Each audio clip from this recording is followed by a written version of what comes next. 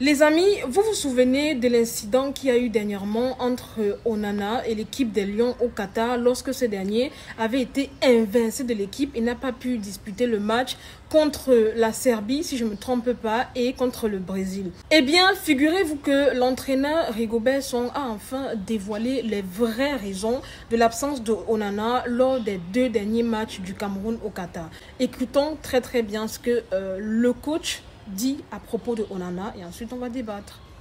Je suis allé voir je lui ai dit que je le vois le matin, je lui ai dit tu sais quoi, je ne veux plus fonctionner avec toi. Va voir le coordinateur, il te fait une visite. Comment? Je lui ai dit non, je n'ai pas le temps tout de suite, la mission en train d'avoir préparé les gars, c'était la veille, c'était le jour du match. Je lui ai dit je n'ai pas le temps mon petit, si tu voulais me parler, il fallait venir là-bas. C'est moi qui t'ai appelé. Un faux problème. À l'entraînement, il fait son one-man show là, il joue avec les petits, mais il me met. Mais je l'appelle, je lui dis, mais mon petit, non, ça c'est les risques. Joue-moi le ballon sur le côté. C'est plus simple sur le côté, on peut le perdre et même jeter. C'est plus simple sur le côté, on peut le perdre et même jeter là-bas, on le fait.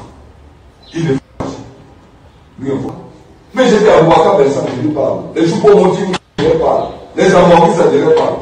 Les grosses têtes. Faut que je ne veux pas te parler. Je crois que j'ai stoppé l'entraînement.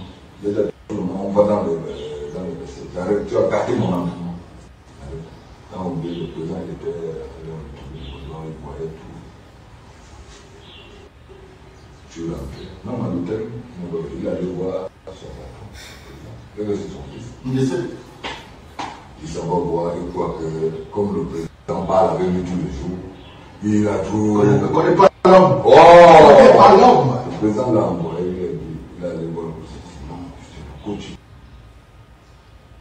Vous avez bien écouté le coach, non? En fait, pour résumer, il est en train de dire que Onana, voilà, n'a pas été d'accord avec ce que lui, il avait proposé, c'est-à-dire la manière de jouer, le choix de ci et ça. Onana n'était pas du tout d'accord avec le coach. Après, une chose est sûre, je suis d'accord, puisque le coach, c'est celui, voilà, qui est censé apprendre les techniques de jeu, apprendre la discipline, je sais pas moi, choisir les joueurs qui vont jouer, etc., etc. Donc, je pense qu'il a raison, voilà, de pouvoir enlever Onana, vu qu'il n'a pas voulu obéir.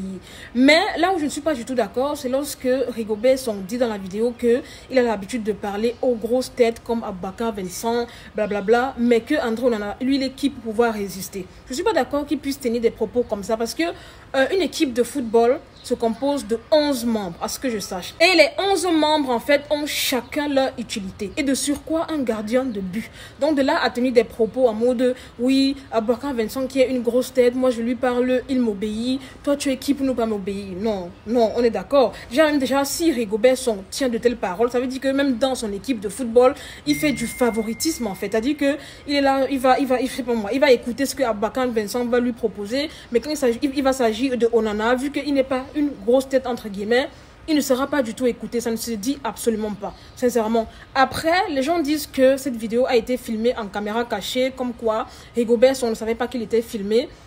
Déjà même ça, je ne crois pas. Je pense que c'est juste un truc qu'ils ont orchestré pour que ça saute sur les réseaux sociaux, blablabla. Anyway, c'est même pas ça le sujet. En tout cas, sincèrement, les choses des Camerounais, il y a toujours les magouilles à l'intérieur. Je vous assure. Que ce soit dans le football, partout, il y a toujours les magouilles.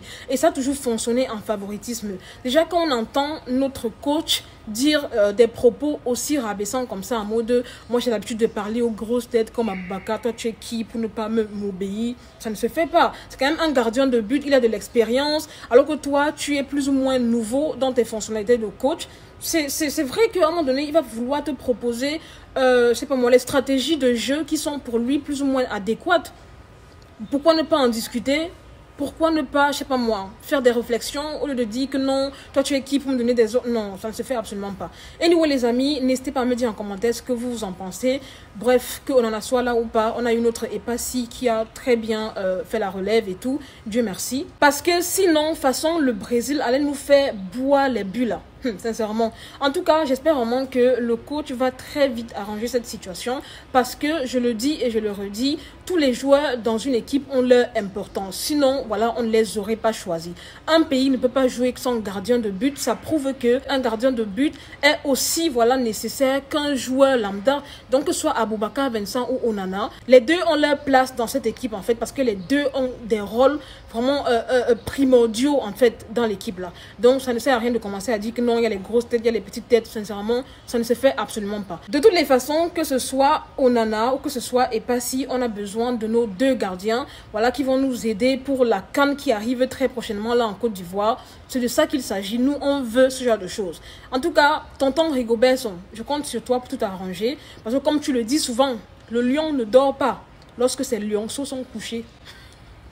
Voilà les amis, c'est tout pour cette vidéo. C'était Marie Bibi pour un petit débriefing, vite fait, bien fait. N'hésitez pas à mettre en commentaire vos avis. Qu'est-ce que vous en pensez de l'attitude du coach ou alors même de l'attitude de Onana. Mettez-le moi en commentaire. Dites-moi également qui a raison, qui a tort.